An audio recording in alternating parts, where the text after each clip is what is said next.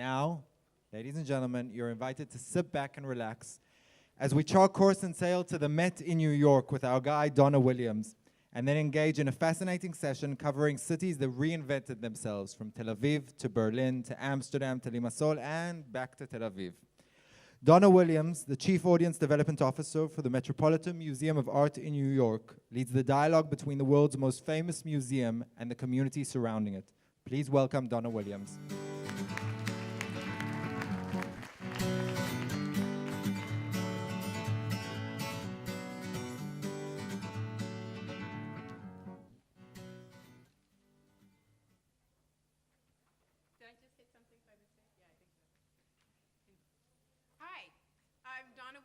From the Metropolitan Museum of Art in New York City.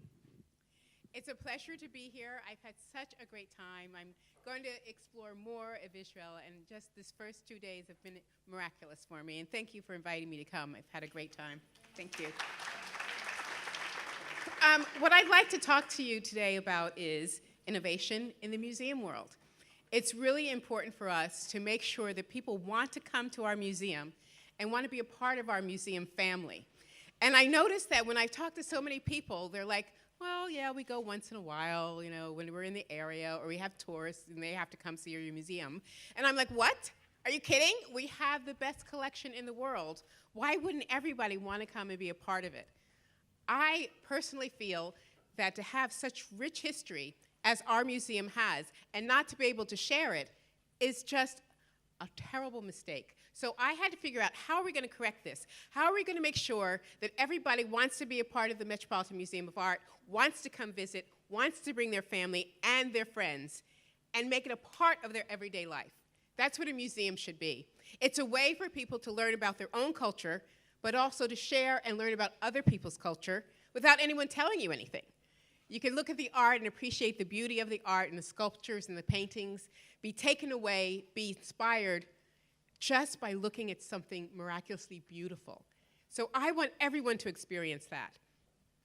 My job is to make it accessible. How am I going to make sure that everyone gets the message? You need to come to the museum, you need to be a part of the arts and a part of the culture of your city. So this is kind of what I did.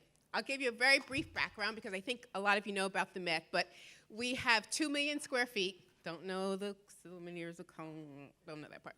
But it's 2 million square feet, so it's like 4 city blocks long. We have over 2 million works of art in our collection, 17 different curatorial departments, which is great for me because I can have everyone represented inside the walls of the Met. So literally, if I have people coming from any place in the world, they're going to find their heritage at my museum. They're going to know that we appreciate their heritage, and they're also going to know I can be a part of the Met because they believe in me. And I think that's important. And I know a lot of times when I speak around the world, and they may not have the collection that we have, but I'm lucky because I can share all of those cultures at the Met. Okay, let me find the clicker. Yes, here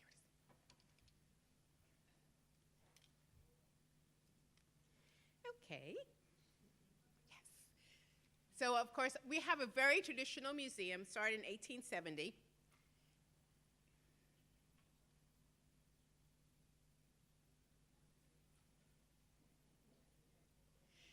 And one of the goals of the initiative, and I started this initiative 15 years ago because when I went to the museum, I didn't see people like me. And I was wondering, why is that? Because I have the best museum in the world, I have to say. Of course, you have wonderful, I can't wait to see yours, actually. I'm going to be going tomorrow to the Israeli Museum. My student guide knows all the places I'm going to, the Tel Aviv Museum and the Jerusalem Museum, so I can't wait to get a pocket load of information from what you do. But at the museum, at our museum, I am able to talk about the awareness of our collection, a global collection, to create relationships with diverse communities in New York. That's so key to what I do. I want to diversify the visitorship and the membership of the Met, and I want to increase the participation in our programs and activities. So I have this goal. This is my main objective, and I have to find a way to make sure that everyone can appreciate all these different things through my initiative.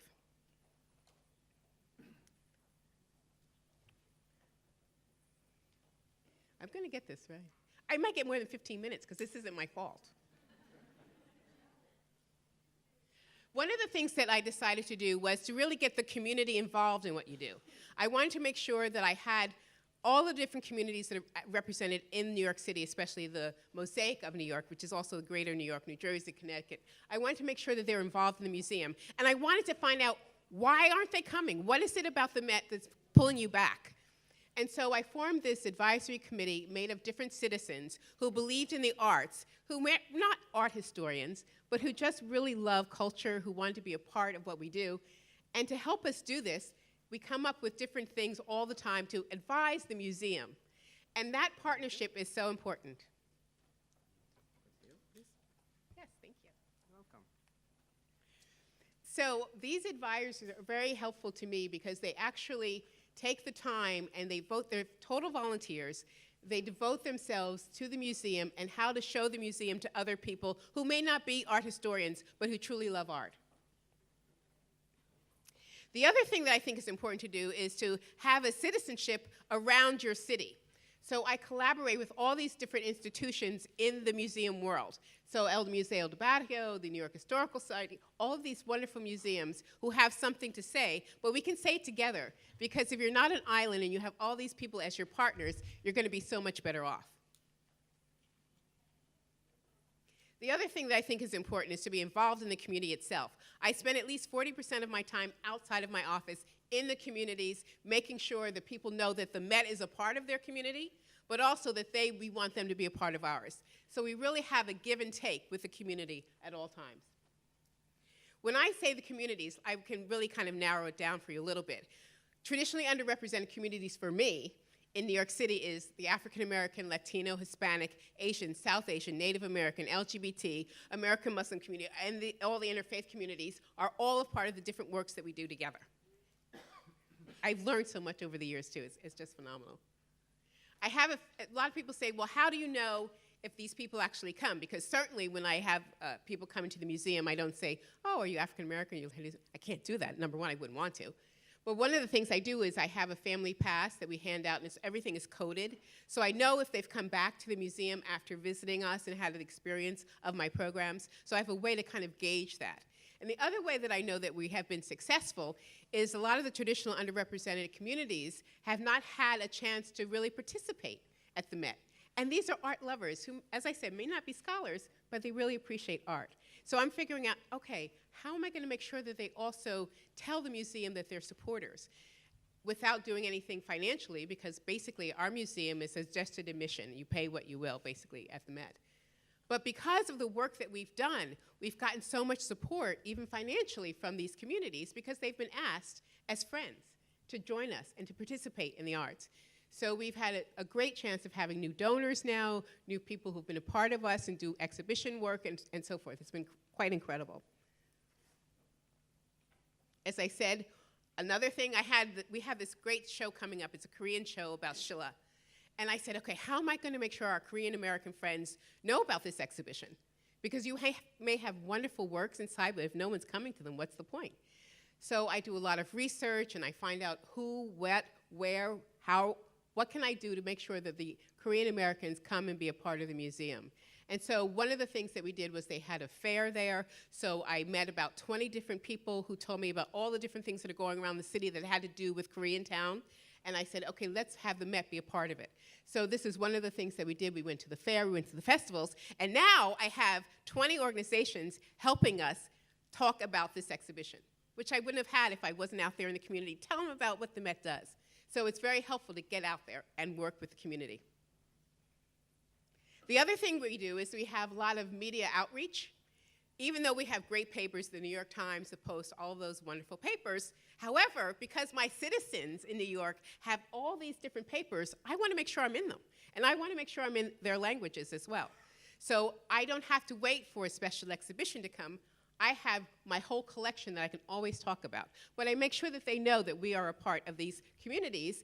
And then the papers, in turn, give us free ads, they say, no one's ever done this before. This is great. Can we help you? What can we do to help you? And so I've been able to get from just reaching out to the media, I've been able to get people to help do special PSAs for us for free. I mean, if you know anything about TV and radio, it's very expensive. But if you get people on your side, they think of other things that you would never think of.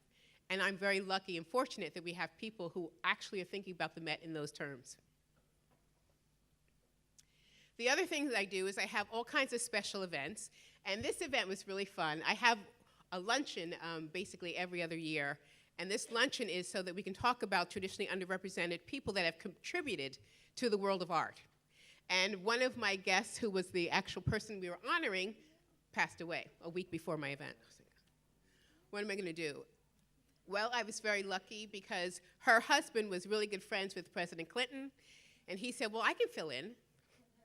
I'm like, okay. So it was great. He came in, he did the presentation for us, and it was wonderful. But sometimes you have to use your wits, and you have to think of things at the top of your fingers. How am I going to make this happen? And things fall into your lap when you really work hard and you have a real passion for what you do. The other thing is we work very closely with the LGBT community. And first of all, they were saying, well, what does that have to do with multiculturalism, basically? I'm like, are you kidding? I want everybody to come. They said, can we be a part? I'm like, yes. They said, well, what do you want us to do? So we figured out a whole agenda of what we can do together to make it more stronger and to make sure that people know that they have a friend at the Met. And so we have a post-Pride party every year. We have a special event for the women. We have Fiesta. Now, some people say, I'm looking at the clock really carefully. I know, 5 minutes, okay. I haven't gotten to the press part that I want to tell you about, but okay. So one of the things we have is we make sure that we identify with all the different cultures that are involved in New York City. And because I know you here also, you have so many different people, all different kinds of cultures that you can really create something great with. Well, one of the things that we do is that we celebrate all of their special holidays. So we have Latino Hispanic Heritage Month, we have Diwali, which is in the South Asian community, we have Black History Month, we work with Lunar New Year, which is for Chinese and the Korean. I mean, there's just all these different pockets that you can find great information about that you can make work for you. And so we have Fiesta. I have 3,000 people that come to this event every year. And I don't think of all the ideas. I use all of my friends, all of my advisors, all the other people, all the other institutions to come up with a program that will work, that people will want to come and hear and be a part of. So sometimes you have to realize that you're not an island, that we're here with other people because they can help.